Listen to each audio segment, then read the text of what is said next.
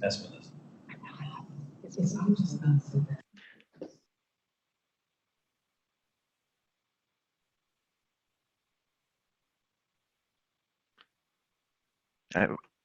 I'm curious if maybe she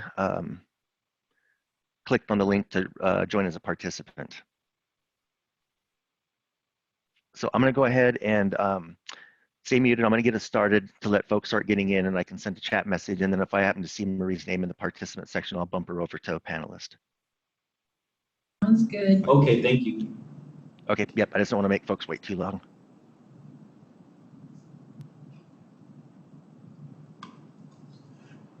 Do you want?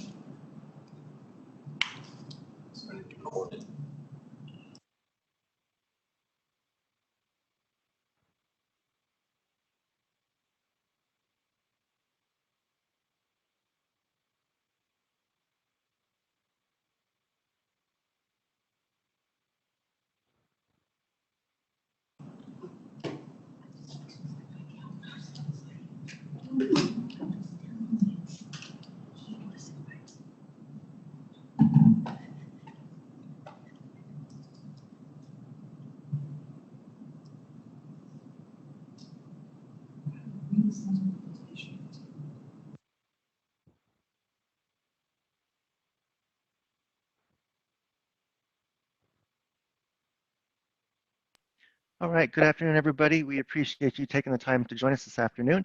We're going to get started in just a moment. This is Tony from OSPI IT Services. Just wanted to walk through a few of the webinar logistics. And first off, Maria, I did get you moved over to panelists. So when you need to, just unmute your mic and proceed. So back to webinar logistics. I just want to let folks know our audio today is one way only from us to you. You still have the Q&A function of Zoom to enter your questions and comments as we go through this webinar. There are also some prepared questions that we'll be covering. So it looks like we're good to go. Just real quick for an audio confirmation test. If you hear me and it's a loud, good, clear signal, just please go ahead and type a Y or a yes into that Q&A, and that lets us know that things are functioning right. And yes, they're coming in. Thank you so much for the confirmation. So I'm done. Marie, if you're ready, go ahead and unmute and we'll begin. Well, thank you, everyone. I don't know, can you hear me? Yes, yes. Okay, so I want to have as much time. I see that the Q&A is filling up, and so let me take a couple of moments to say, people submitted questions in early, and we have submitted all those questions to Superintendent Reykdal. We're so appreciative that he is on the webinar today, as well as Glenna Gallo, who is our specialist on, she's the Assistant Superintendent on Special Education, Michaela Miller, who is the Deputy Superintendent. So we've got a great team of OSPI folks that are joining us. On the Q&A, Chris is going to start with what was submitted to him already. We tried to group it in certain areas, and then we will do our best to get to some of those other questions that I know many of you are raising. Thank you for taking time on your sunny Thursday, and I will hand it over to OSPI and say thank you so much. Good afternoon, everybody. Thank you, Maria. I appreciate very much your facilitation of making this conversation happen. Unfortunately, it's not a lot of conversation the way these are set up when you get certain volumes, so I appreciate the questions in advance. I'll do quite a bit of a lightning round here to get through as many of the questions as we can, and then if we exhaust the list that was sent to me earlier, then let's make sure that Maria is able to facilitate a few more questions based on what's coming in. I want to thank everybody for being a part of this. Like you, this is unknown territory for everyone who's really close to the system and engaged in the work, both in our buildings, used to be in our buildings and now remotely. Everyone is trying to find success in something that was not an education challenged as its origination. We have an education difficulty now because of a public health crisis. The pandemic is obviously quite serious. It is global. Every state is closed right now for traditional face-to-face learning. Nearly 20 states have closed for the rest of the year. We find ourselves in a position where everyone is now creating an expectation of continuous learning for students, and it's going to be part of our Q questions here. But I just want to make sure on the front end, we all are grounded in one pretty central truth. Our system is best when it is face-to-face. It's comprehensive. And not only do we deliver content in our buildings, we deliver healthcare services, mental health services, social emotional learning, supports for students with disabilities. We connect kids with nurses. They get access to meals and nutrition and other supports. Those get to become significantly more at risk in an environment like this. So right now there's a magnifying glass that I think is shining a light on inequities of our system that were always there.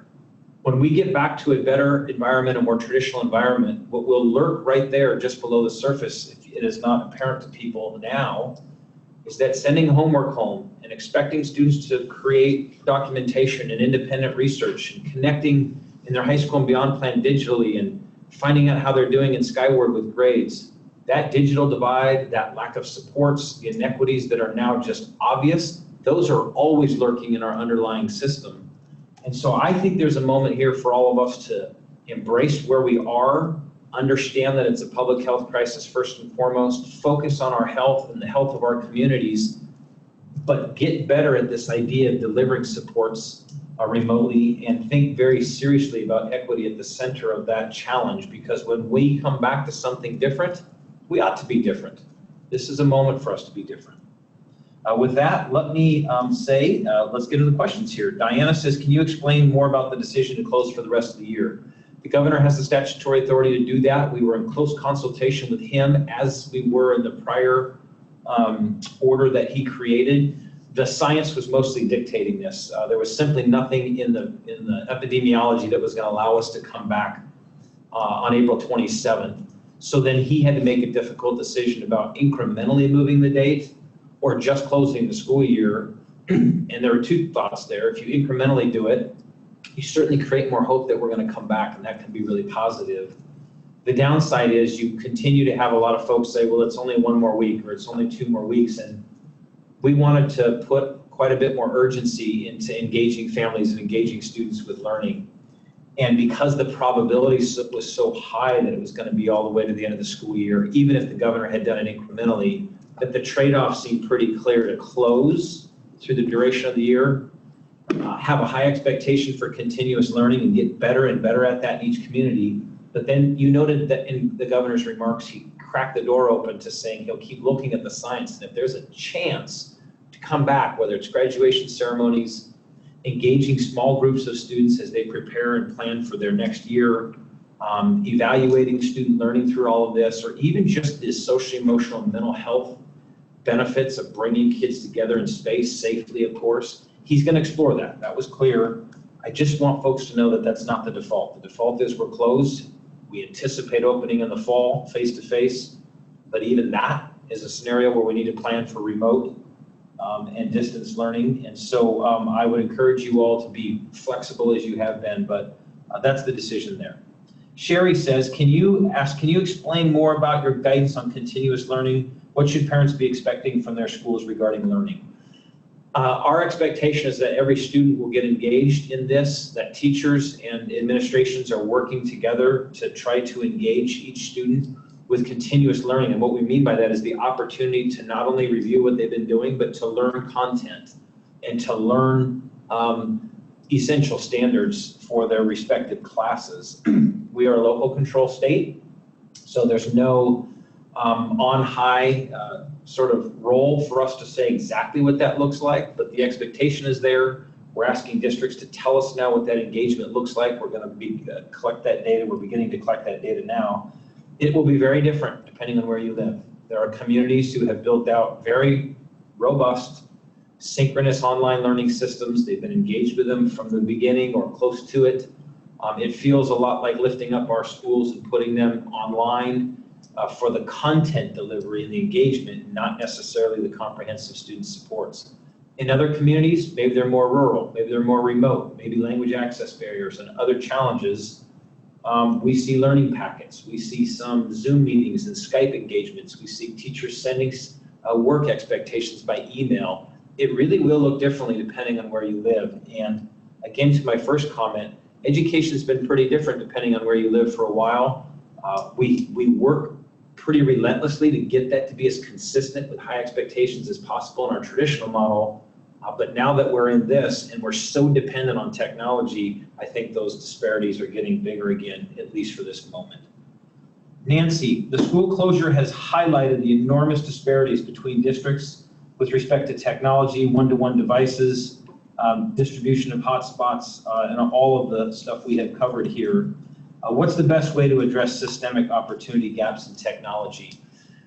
We are working on two fronts right now. Our State Department of Commerce is trying to deploy about 100 hotspots in communities around the state. These are going to have very small geographic reach, but we'll be able to publish a list of locations so that at least families with no connectivity, if they can get in proximity of a school or a Washington State University Extension Center, they'll be able to get an open access to connectivity.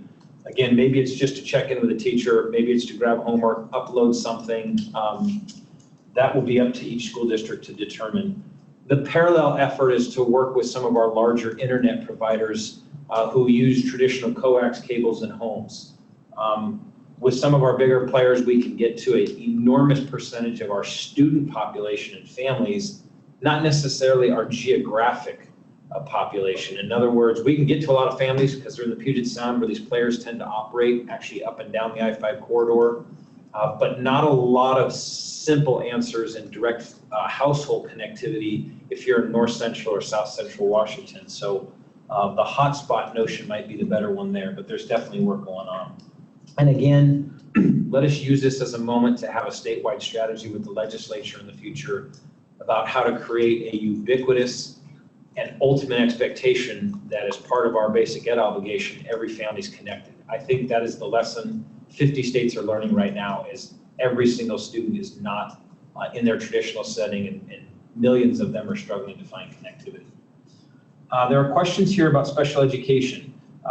With the prolonged time out from school, how will special ed students be assessed for loss of progress made in their IEPs, goals and steps? What will be taken to get them back to the level they were at prior to the closures? I don't know if Glenna is connected in a way that allows her to turn on a mic and answer, but I'll just be brief, and if she can, we'll let her weigh into these things. We expect that as part of continuous learning that the process of engaging all students is happening, including students with disabilities, students with IEPs and 504s. We know it's challenging for both families sometimes to make that connection and for school districts.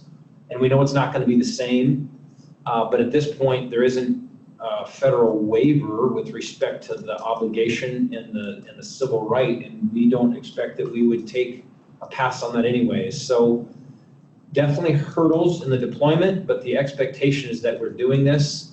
We have consistently told districts you have to lean with your best foot forward. You have to continue to engage families and students in those plans and revisit them. There are thousands of IEP meetings happening at a distance and online right now around the state. And then clearly document along the way when there is a belief by the parties that the minutes or services cannot be equitably provided in the environment that we're in. That gives us the best opportunity to work with the legislature and our federal partners with emergency funds to get compensatory services, to get targeted supports, to be able to engage differently. Tough contemplation with seniors. We know they don't have time. Students who are on extended plans and with us after the age of 18. We know that's not the answer for everybody. And that's why we've challenged districts to be really intentional for students who have less time than others with respect to their services. What are school districts doing to support students with disabilities to continue their learning? That's from Laura. We essentially just covered that. And then under what circumstances could some students who need very specific one-on-one instruction go to a school? Yeah, this was some of the challenge of the communication in the last 48 hours. In the governor's original order, he made an exception to using our school buildings on a couple of narrow cases: food and nutrition preparation, childcare for those targeted populations of families who are on the front lines of the COVID response. And he always had a line in there about life and safety and health. And the goal there was to be clear that there may be circumstances where there is no connectivity at a distance. A service that may traditionally be provided in a medical facility is not possible. a process that may need to be engaged upon, like a chemical dependency order of a court, can't happen in a courtroom or a county building because it's closed down. There may be needs for one-on-one services in our school buildings, and that's what the governor was trying to provide space for. He definitely was not trying to reopen our schools for students in mass, and certainly not even small groups. And he sent clarification out yesterday via press release, and we've sent guidance about that. So we continue to believe that very, very narrow usage of buildings with proper social distancing for one-on-one like activities is still allowed. You need to check with your school teams about that possibility. And again, is it essential in its service? Is it essential to use the building because no other way of doing the work can be done? That's the kind of thing the governor was trying to do, and that's what we've guided to. So please check with your school districts about that. Let me pause to see if Glenna has any additional comments she would like to make with respect to those three questions. Superintendent Reykdal, you have been very comprehensive. I would just go back up, and when we're talking about loss of progress made on IEP goals, the guidance that I'm giving to districts is that we have to look at two separate things. One is compensatory services for lack of progress. The other is extended school year that we would look at after June 19th for students who need additional support to maintain progress throughout a gap in services. And so in the conversations that we're having, we're talking about what are the services that can be provided, working with families to identify the services and the amounts and the delivery method, and then collecting the progress data so that we can make informed decisions when this is resolved. Great, thank you so much, Glenna. There's a question here about instructional hours. At last week's Q&A, superintendent seemed to signal some of this year's missed instructional minutes might be made up by adding to next school year. If this is considered, myself and other community members shared the following ideas. And what follows here is, lots of concepts on how additional time and efforts might be engaged. Yeah, I want to be really clear about this. There's a lot of discussion around, number one, how much time are we missing? And you may have seen a video I produced a while back that identified it mathematically. If we had done no additional engagement starting mid-March all the way to June 19th, if there was no additional supports or instructional hours or minutes of any kind for students, they'd miss 325 hours out of their 13,320 in their careers due to this. So a potential maximum loss of 2.4% of all their instructional time. We know that can be devastating because it would theoretically be combined with summer school, where mathematically we lose 20% of potential learning. If you can imagine a system that balanced its calendars and went year-round, summer school represents 20% of lost potential time. No state in the country does that, by the way. I just mean that theoretically. So when you combine 320 hours at the end of a particular year, whatever year your student or students are in, combined with another 50 days where we traditionally have summer, that's a long time. That's a lot of risk. So there's lots of talk about what could we do. I just want to be clear that the legislature by law establishes the 180-day school requirement, and they establish by law the instructional hours, 1,000 hours for grades K through 8, small exception to kindergartners, 1,080 hours for high school students for a blended average rate of about 1,023 hours per year over the course of your time with us. That would have to be only changed by the legislature. They're the ones with the authority to do that. OSPI cannot add days next year or weeks or hours. We can't jump into the summer and do something different. We can waive hours and days due to a crisis like this, but we can't add time. Secondly, the calendars themselves are locally bargained. So even as the legislature establishes the legal framework of basic ed, 180 days, these 1,000 or so hours, credit requirements, mandatory subjects, then it gets bargained locally to determine what the calendar is. So we don't anticipate right now changes next year, but the legislature could consider it. And we've heard some of them talk about what's possible. What was also in the contemplations, what about this year? There were folks in the beginning saying, shouldn't I take the time to get a lot better at this remote learning possibility and suspend some meaningful days or weeks for students now? And could I make them up in July or August, which is still in the current academic year, and certainly in the current bargaining year. There's no statewide policy on that, but we continue to say to folks, well, you bargain the calendar locally, so that's possible. It's possible you could do that if you wanted to carve your year off sooner and get to your summer break earlier and not go all the way to June 19th. But we would expect that if that is occurring, that local bargaining teams of exclusive representatives and the management side represented by superintendents and boards would have a plan to compensate for those days, again, in July or August. We don't see any of that actually happening, but it's a possibility. Just not something I think you should expect from the state. But that opens up the door to bigger things. Well, what about a balanced calendar? Could we figure out different ways to do the work in the future so we don't have the summer learning loss? And wouldn't that be as good as making up days? All of that, again, a consideration of local school districts if it's within the 180 and the 1,000 or so hours. But to wrap up on this one, if there's going to be more time added to the school year next year, that's the role of the legislature and nobody else at this time. Question here from Kate. What ideas are there for making some of the lost instructional time? And again, lengthening of the school day, flexibility, again, summer school options, all kinds of contemplation around the calendar. We've covered summer pretty well. The school day, again, could be lengthened, but again, that would be either the legislature adding hours and subsequent funding. It would be hard for them to do that without resources, or to locally bargain this by choice of school districts. Their mandate is the minimum hours and the minimum days, and you could certainly do more, but that would have to come from local resources if it were not mandated from the state and funded by the state. So there's possibilities, but not high probabilities. And then there's a question here about seniors specifically from Heidi. How do we clarify the new State Board of Ed rules around grad requirements for the class of 2020? Let me just hit that one real fast. State Board of Ed took action yesterday. They did provide the opportunity for school districts to apply for waivers. So the district will receive the waiver authority from the State Board of Ed, and then the district will apply those waivers to individual seniors.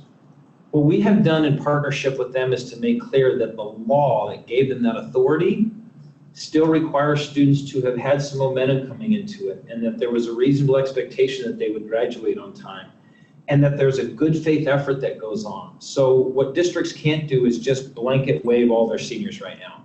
Continuous learning has to occur. Teachers need to engage seniors. They need to be thinking about those classes they were in, particularly those courses and credits that they needed to meet their credit requirements and their grad requirements. But if they make that great effort, local districts will have the opportunity then to waive some of the requirements for those students. And I'm really confident between those two efforts, we're going to get continuous learning and the flexibility we need to graduate our seniors this year. So that's been a really great effort across the entire K-12 spectrum. Grades during this period, who decides whether classes are graded or taken as pass no credit, and then what's the impact on seniors?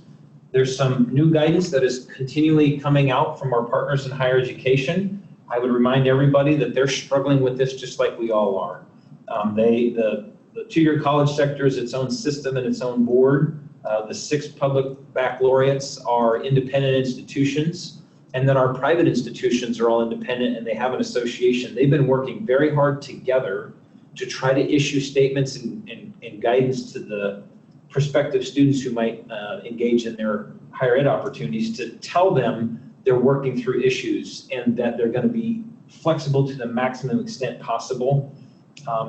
We will, and I'll make this commitment, get all of their guidance in one spot on our OSPI website if it's not already there, and it's been helpful. They just issued something today, for example, that's trying to give confidence to districts who choose a pass no credit option.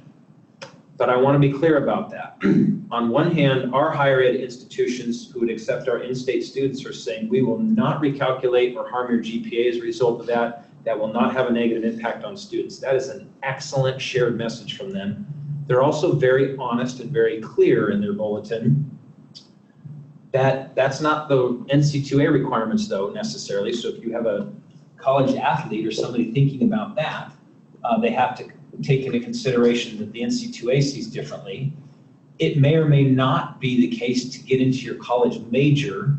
And our institutions here, as hard as they've worked, can't make a promise for what somebody's going to do out of state. So if you have a student going to an out-of-state institution, the pass no credit may have a different risk to them, if you will, to an out-of-state institution. So we'll get all that posted for you, but higher ed's worked really hard to try to get answers for people. To our part, we've got a group coming together next week who's going to try to consider further this question of options for districts and whether that's going to continue to be local and have all of that local flavor of pass, no credit, satisfactory, unsatisfactory, or if they give letter grades. They're going to weigh through all those options and figure out if there's maybe some state policy that would make more sense than individual districts deciding. All of this is primarily in the context of credit-bearing classes, so mostly 9th through 12th graders. We do have middle school students who earn high school level credits, so a few of them. Pretty different contemplation though for the K-8 world, where mostly teachers can make meaningful evaluations around student progress relative to learning standards and advance those students to the next grade. So there's a lot there, and I know that's a lot, but this has been one of the hardest things to navigate in all of this complexity is grading, credits, how students will fare in a post-secondary opportunity with those. But we're working with higher ed, and higher ed's working really hard to continue to provide clarity on that. Lastly, in this one, and we just sort of covered it, four-year institutions, credits, transcripts. How do we make sure that all of this stuff is accepted? And again, we covered that. I think our 4 year is going to just be remarkably flexible about this. They would encourage you though, and they've said this to us consistently, if you have specific questions, because you have a senior who's already been admitted or you've got a junior who's really focused on a particular institution, both at the Council of Presidents website and all of the institutions, you can find contacts for them. They've identified COVID sort of response specific people, and you can ask questions of admissions and credits and transcripts and financial aid, and they've got sort of a team at each institution ready to answer questions. A question here from Kate in the safety and attendance world. What's being done to check on and provide services to students whose home situations may be unsafe? I really appreciate this question, Kate, and for all of us thinking about this, we know that our schools are so important, as I said earlier, as something more than content delivery institutions. We deliver human services. And one of those is we often have our counselors and our family engagement coordinators and our folks who work on comprehensive student supports. They're working with students and families, sometimes in crisis or trauma or risk. And that's a really hard thing to do right now. So we know that this is a particular challenge for us and for DCYF. So they serve families in birth to 5, and they are kind of grappling through this. And we know that the linchpin of all of this is typically our human services functions in state government, where there are caseworkers assigned to this. And they are, I suggest, struggling themselves because they are trying to make those family connections and family outreach. But in a stay-at-home order, this is incredibly complex. I know there are exceptions as an essential service for them, but there's still quite a bit of risk for them personally to go to homes. I know they're doing it, but this is one that's tough because I don't think K-12 in the position that we're in can ensure it, but we're really aware of it. Our school districts understand who these families are. In many cases, they've been a part of that process. Whether it's crisis intervention or restorative practices, our districts have some role. And I know our districts right now are trying to identify very specifically those families and check in on them personally as part of their progress. So it's a great question, Kate. It just gets at the heart of the human services side of our work and why it's so challenging right now. Sarah has a very long question here, and I want to just kind of summarize it. And it's a really interesting notion. And the notion from Sarah is school for her children and for others can be an unhealthy place. They are often quite healthy during summer break and when they get home and they go to school and they're around a lot of other kids, and whether they have compromised immune systems or not, that can be a place with lots of bacteria and viruses. And so her larger question is, on one hand, this is a really complicated environment that's been very challenging and has dislocated the entire economy in most of the world. But for some families, this is demonstrating why they like to keep their kids home. And sometimes they don't feel like that's okay, because when they keep their kids home in normal circumstances, they're pretty regularly attended to, saying you need to get your kid in school because we've had such a priority on school attendance. We know attendance correlates so much with student success and student achievement, but to the point of Sarah, not always. Her kids may be thriving in a distance model right now where they feel healthier and safer. And so I just want to say to all of you, I think this is a perfect example of how, if we learn from this moment, we can think more flexibly about the needs of families and how they engage our schools. And as some people have said to me, let's make obsolete, the next snowmageddon. I think a good snow day once in a while is great for kids, by the way, in their soul, to get out and sled and play and throw snowballs. But when we have 1 week events due to storms, risk, earthquake, we're going to have other emergencies. This is a pretty enormous moment for us to say, we saw a deficit, we tried to address it in a 10 or 12 week period of time. We want to use the next couple legislative sessions to really build out an expectation that families can engage in learning even when they're home. And that's the kind of thing that would allow families to say, when in doubt, I don't want to send my kid to school who's sick because there's so much pressure for attendance, but I'm going to keep them home. And if I can engage in learning, it helps the family, and it helps the student, and it helps keep health a high priority in our schools. So I just think it's an awesome notion from Sarah, and I thank her for the question. It really sheds to light some of those interesting ways that we might learn from this and get better at this and create better opportunities when we get to the other side. A budget question from Sherry here. The governor's line item veto really wiped out a whole bunch of really awesome stuff that Washington State PTA had as their priorities. They fought hard for them, including paraeducator training and counselors. And the specific question here is, what's the outlook for the 2021 budget and all of that going forward? This has been really tough. I don't think our system has ever had a better supplemental budget year. We got priorities funded that we've been working on together for a long time, including counselors, including transportation, including paraeducator training, a whole bunch of things. In fact, we had 55 line items this time of additional investments from the legislature or budget adjustments.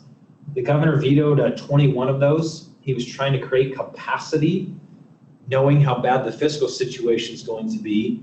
And by doing that, he can stop new programs from starting because he doesn't want to have to come around later and tell us that we have to immediately cancel them. And so on balance, this is the right thing for the governor to do. And I know it was hard for him, but he thought through this a lot. And he created hundreds of millions in capacity for the state so that the cuts may be less impactful should we face them down the road. Unfortunately, some of our priorities were cut in that process. So we have redesigned, if you will, the prototypical school model. That is going to be the basis for our future budget requests. It puts so much emphasis on whole child supports, counseling, mental health, social workers, nursing supports, additional supports for students with disabilities. We built an entire complex but straightforward system around beefing up all of those formulas. And unfortunately, this action kind of took us the other direction. We would have made progress as early as this year on a couple of those items. We will be back. We will battle for those. It's going to be a really tough budget environment for a couple years. And I would challenge anyone in education. Let's be relentless about our paramount duty and our basic ed responsibility. But let's be really sensitive too, that in moments like we're about to face, our partners in higher education and early childhood education, natural resources, and other vital functions of government that are not protected by the Constitution, they are extremely vulnerable in budget cuts. So we'll want to be incredibly respectful to the needs of our legislature to attend to all of the needs of our state and all of our communities, while we also, of course, defend with great vigor our basic ed mandate. Finally, Janice asked about the Legislative Assembly coming up this fall, and thoughts or recommendations about adopting a limited platform to protect current education funding and focus on supports that add value to student learning. Are there places OSPI will recommend to be cut or reduced? No, there's no place that OSPI is going to recommend cuts or reductions. We've just all fought too hard to get basic education where it is. Together, we've added $4 billion over the last 4 years on an annual basis. We've added $3,500 per child. We've had a record investment in supports for students with disabilities. We've had a record high capital budget to build comprehensive learning spaces. We've made too much progress to recommend we go backwards. It doesn't mean we won't take cuts, because the legislature will have a difficult and challenging time doing that, balancing the budget. But we'll defend our system and be respectful and honorable of other functions of government. If Washington State PTA wants to focus on some things, I would definitely encourage them to focus on really having your team and your staff and your contract lobbyists who really know this world. They really understand basic ed. Let them brief you on the component parts that are basic ed. It's student faculty ratios and counselors and administrators and technology and all kinds of things, but it's also learning assistance money. Let them show you what is basic ed and map that out, and we're happy to help provide documentation of that and make that first and foremost a priority. And then don't back down from your belief that comprehensive supports for families, including mental health supports, counseling, and parent engagement, those are priorities that we should still be trying to make progress on, as well as capital facilities. So I'd say don't back down, but let's be respectful. Let's know what's in the basic ed bucket so we can defend that with constitutional rigor. And then let's be really attentive to the things we don't want to lose in our system that have been built that aren't necessarily in the basic ed box, but definitely create great opportunities for kids. Levy equalization is a classic example of that. So important for our property poor districts and our rural and remote communities. Not in the basic ed box, could definitely be at risk. We want to join together to make something like that a priority. It's 2:41 according to my clock. That gives us a little over 15 minutes. I've gotten through the questions that were given to me earlier today, and I would love for Marie to jump in and maybe broker a few additional questions that complement what we've done. Sounds perfect. Thank you, Superintendent Reykdal. That was great. I've got a question that's kind of right on the tail of the budget piece. It says, this is from Shelby, and she says, I've heard that we have budget shortfalls as high as 20% for next year. Is this something OSPI is involved with or can speak to today? Yeah, I certainly haven't heard the 20% number, and I'd be careful of that, but it will be steep either way. The detail may not matter now as much as the overall scope of the impact. We are a state so dependent on sales tax and B&O tax, and both of them are effectively the same tax. When you purchase a taxable good, as the purchaser, you pay a sales tax and it shows up on your receipt. But the business also pays a tax on that gross sale, and you don't see that on your receipt, but they remit a share also to the state. So we are so consumption driven. And we're going to take a disproportionate hit in this state compared to others in the short term, because a stay-at-home order that virtually every state is now under absolutely shutters consumption. Interestingly, what we've made a priority still are things that aren't necessarily taxed, like food. So it's good. We've made the right choices. We've flattened the curve. We've lowered incidence of hospital rates and transmission of disease. We have lowered from the early projections loss of life. I really commend the governor for what he's done. But as a result of taking those significant actions, as other states have had to do, the economy is going to take a huge hit. We're going to take a big impact to revenues. It will have at least a short-term impact on revenue collections. And the debate now, the discussion now is the legislature has done such a good job building an emergency reserve fund, a rainy day fund. It's $3 billion. And there are a lot of people in good times who say, why do they have all that money? Give it back to people. Well, you do it for exactly this moment, to reduce the impacts on vulnerable families and human services, and reduce the impact on cuts to education and higher ed. And the question that legislators and the governor will immediately be faced with is how much of that rainy day fund should they tap and maintain in case it gets worse, and how much mitigation can they do to the inevitable loss of cash flow and regular state revenue collections. The last variable for their consideration is, what is the duration? Are we in this for 12 months or 24? Does it have a tail that lasts longer than that? Will the federal stimulus dollars be enough to boost the economy or hold us constant? So these are all enormous contemplations that I got to spend a lot of time in as a legislator on the finance committee. But mostly I focus in the education world right now. So we'll have some role in this. We'll be able to put our stake in the ground on our priority interests in partnership with you and lots of other stakeholders in our world of education. But our legislature has an enormous task ahead of them. And I just give them incredible grace for what they're going to face and how they're going to get through it. And I'd ask you to be patient with them and respectful, and always lead with your values and your compassion and your insistence on your priorities, but know that they've got a really tough task. And I don't see a scenario where we don't take pretty big budget cuts across state government, at least in the short term, because I think most legislators would not want to drain all of that rainy day fund in case this goes longer and in case there really is another emergency that hits us in the middle of this one. So they'll do a good job. They'll do it mostly in a bipartisan way, I'm confident in, and I just have huge respect for both sides of the aisle as they get through this. Thank you. Okay, since we're talking about money, I'm going to stay on that topic. Can you talk a little bit about the federal stimulus dollars and what we might expect as a state and how those might play out in districts? Yeah, sure. So the feds have produced a very large package, the CARE package. That's going to roll out to all the states in various forms. You're going to see immediately some direct relief for families who lose jobs or who are under a particular income category. That's a huge chunk of it. You're going to see help for small business and some larger businesses. The part that's going to come to state governments will be a combination of impacts to those who are unemployed, impacts to vital services, and then there's a little chunk for education. It's actually relatively small. Our state will see about $220 million that will come to us. Remember, our overall spend in education is about $15 billion, so this will not be a mover of significant policy, but it can help. We already have districts racking up costs in cleaning, providing childcare, food and nutrition services. They are really trying to respond, and so this will be helpful. But we think about $220 million, 90% of that will go out by formula. It is unknown at this time if that formula money goes out immediately or whether we identify how much districts are eligible for in the formula, and then as they incur additional costs, they get reimbursed. So there's mechanics we have to figure out.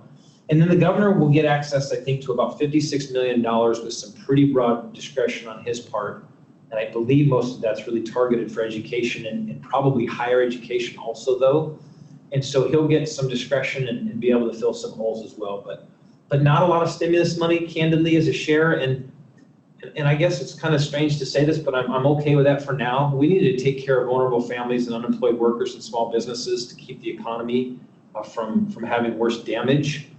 We are getting our money right now. We are maintaining apportionment. We are trying to pay our employees. We have a little bigger safety net in the way there is certainty around K-12 money than a lot of other places. So again, my huge respect to our federal policymakers who sometimes get pretty clobbered over the head for the culture of Washington, D.C. But on this, I think they did a really nice job trying to come together. And I think there's another stimulus package already in the works. We will make a priority in that around supporting students with disabilities. As we did in the first one, we asked for compensatory dollars to really shore up the work of minutes and services in those IEPs and connectivity. I just want to be the first state that makes it universally accessible for every family to have meaningful connection.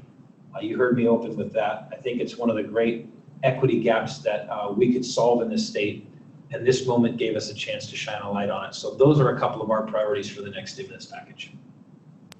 That's really helpful. Thank you. Sherry is asking if we could step back to the discussion about the 2019-20 mandated instructional hours.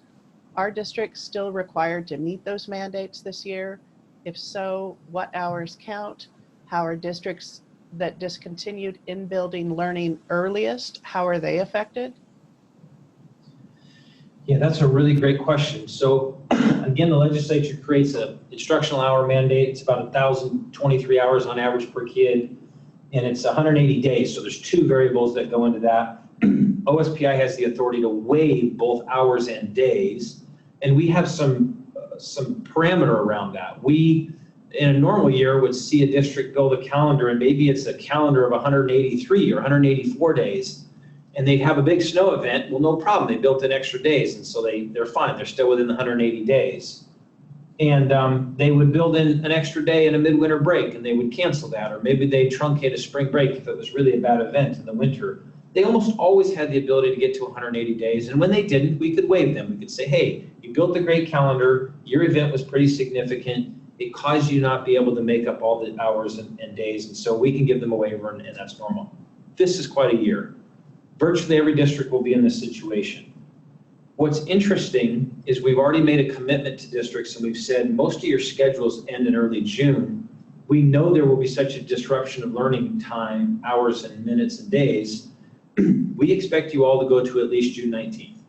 And if you'll do that and push through that, that gives them some certainty at the end of their year, because there's a lot that goes on in July and August to prepare for another school year, from PD to capital construction of buildings to master schedule stuff. There's a lot that goes on, and we still wanted to afford some time in that summer to do that. So our current guidance is that we're going to go to June 19th, and then we'll waive hours and days, and districts actually certify that. They affirm that they've done that. They owe a report to the State Board of Ed every fall that says, I have met all my basic ed obligations, including my hours and minutes, or I've gotten a waiver from OSPI if I couldn't do it. So that's all really clear. What's interesting is we've had some districts say, I immediately jumped onto a learning plan that engaged kids for 5.5 hours a day. My teachers have been busier than they've ever been. We didn't really miss a beat, even though it looks different. And I was scheduled to be done on June 6th or June 10th or June 11th. Can I still do that, or do I have to go to June 19th also if I've never had a loss of productivity? And our candid answer is, you actually control your schedule, and you're the one who has to certify at a local school district level whether you met your hours and your days. And if you do that, and that's what you submit to the State Board of Education, that's your decision to make.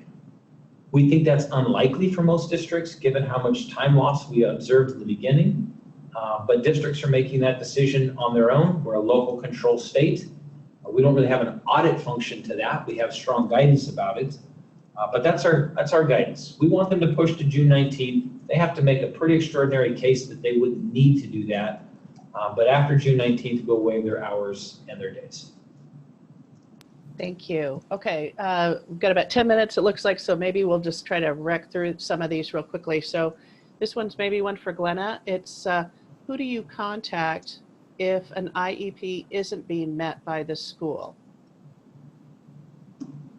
So I would always start with the school principal and then the district special ed director. A lot of times they will be able to resolve something quicker and be able to get it taken care of quickly, which I think is the goal when we're dealing with student needs. If that's not effective, you can definitely reach out to OSPI special ed, and we can work to facilitate that communication. And then, as always, there's dispute resolution processes available, and even in the times of COVID-19, including mediation, state complaints, and due process. Thanks, Glenna. So, Superintendent, so from Adrian, this is a question a lot of us are asking. I've heard there might be an emergency legislative session. You can say May, June, July, September, October, put in your date. Do you have a sense of whether that's true? And if so, how can PTA leaders and parents help advocate for the supports needed now and upon our return? So you talked about kind of 2021, but what are some things that we might be thinking about or doing for a special session? Yeah, well, we'll take them in reverse order. The great thing about Washington State PTA is you always have a legislative framework. It's either already on the horizon or you've just come out of it. And you had a very successful session with your priorities, was my observation. And I think you probably should start there and kind of anticipate that the legislature is going to have to take some extraordinary actions. And I've certainly heard the same thing, that a special session could very well be coming. I don't have insider information on that. That's really a decision of the governor's, actually, to call them back. And he's, of course, coordinating that with the 4 caucuses. But I think there's a need for it. I've been pretty clear about that. I'm pretty sure there's consensus that the governor would need legislative authority to access a whole bunch of that rainy day fund or emergency reserve fund. So if that was part of the strategy, they'd at minimum have to come to town to open up that. And then they've got to reconcile some statutes undoubtedly in the middle of this crisis. The governor's waived things because he's had the ability to connect a suspension of a law to his health orders, which are clear in his emergency powers. Generally, that when this occurs, it's a short event and we're done, but when it's going to be of such a duration, I've heard legislators say we probably have to come back to either reconcile our statutes or to give the governor explicit permission to do this and maybe have even more scope as this thing unfolds. So I anticipate a special session. I have no idea if that's in a week or if that's in 2 months or 3 months, but I think waiting till January would be pretty troublesome, just given the scope of what the governor's had to do. And my my couple decades and two of the 3 branches of government tell me that the legislature never likes to hang out on the sidelines when billions of dollars are being contemplated. I know I would not have, and I expect that they'll come back. So stick with your high priorities, be communicating to legislators now, assume that they're coming back at some point, and make sure they have the ear of PTA. Thank you. Okay, so this is another question really about returning to school. So it says from Amy, obviously we don't know yet what things will look like for fall, but when might decisions be made about whether or not we'll be able to return to traditional school in the fall? I realize there are many unknowns, but what kind of notice would we get, and is there a date set to make this decision? This is the governor's determination again. No, I'm not aware of any date that's been set. When I last spoke with him, I made clear, as I did in the public release of this on Monday, and what I've tried to do in all my communication is to try to give you all full transparency that while we are trying to develop guidance and supports for districts now, we had always been anticipating the possibility of needing to close school for the rest of the year. So we were building a framework for that possible decision of the governor. And I'm already building framework for what life looks like if we can't get back face to face. It is the default right now, the governor and his thinking, that we're coming back face to face. He closed schools through June 19th, and we think science will be on our side by then. I yield to that, and Secretary Weisman from Department of Health, he will have a big role in helping us understand the prevalence of the disease. Hopefully by then we have a better sense of how many of us have gotten it and had antibodies built so that we have what's called herd immunity. That's one way you can return to a normal environment. The other way is to have a vaccine, and that doesn't look very likely in the time frame that we're talking about.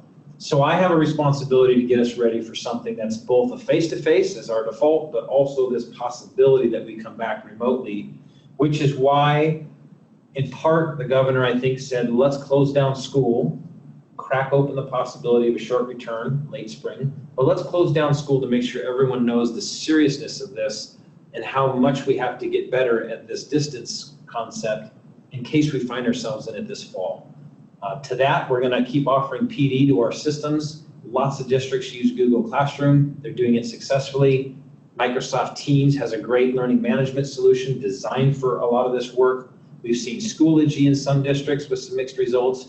We want to have a couple platforms that are mature with time, with more professional development, so that if we find ourselves coming back to this, the system's better ready to deploy on it. And then hopefully in that same amount of time, we are building out access to devices and connectivity. It's a plan B for me, but I'm planning it because I think it's responsible that we think that way. Thank you. So a quick question about seniors. Will seniors also need to go to school through June 19th?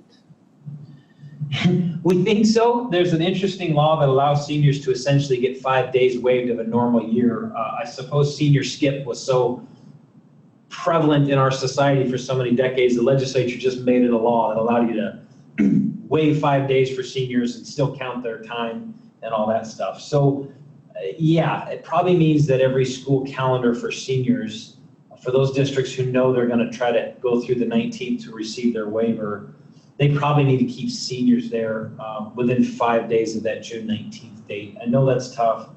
Their graduation ceremony is already planned, and gosh, if the governor lets us come back and you were scheduled to graduate on June 2nd, how in the world will you ever convince seniors to come back for a week to 10 days? So I don't have a lot of answer in the detail of this. I can only tell you the law. We're only supposed to allow seniors 5 days of grace at the end of the year. And right now I will stick with the law. That's good. Well, we're at 3-ish. So do you have a few more minutes, or do you need to end it? I do have to end it now, unfortunately. So, Okay. So we've got a couple of things that maybe I'll send to your team, and if they could let us know. There is a question about if this content will be shareable. It is being recorded. We will get the link. We will post that. So Superintendent, any final words? just a huge thank you to Washington State PTA. You all are really remarkable, and as you tell the world, you're essentially the largest nonprofit in the state. You come at this from a lot of angles, a lot of backgrounds. You have a lens of learning that matters a lot to your family personally, but the fact that you're part of it means you have a lens about this larger value of public ed. And so I would just close by telling you that while we're going to get better at this distance thing, it is not the best way for kids to learn, generally speaking. It's a good option for some, and a blended model can be successful, particularly for some of our high school students. But there is power in what we do in face-to-face. Our system is the cornerstone of democracy. We develop young people to be responsible leaders, not just in learning subjects, but in learning about each other and the diversity of each other and the strengths of each other. That happens in space together, and that happens in sharing our lives at times with each other and learning together. So let's get better at this, but let's be committed to our face-to-face model, making it even better, even more equitable, and let's not let this moment get away from us by not learning from what's become obvious here. The equity gaps we knew about are absolutely illuminated bigger now, and that should be our agenda going forward. So thanks for tuning in, and appreciate the chance to talk with you, and certainly willing to do this again if it's helpful as this unfolds and we get much further into the deployment of continuous learning. So thank you, Maria. Thank you, Washington State PTA. Thank you, and thanks to your team too. You got it.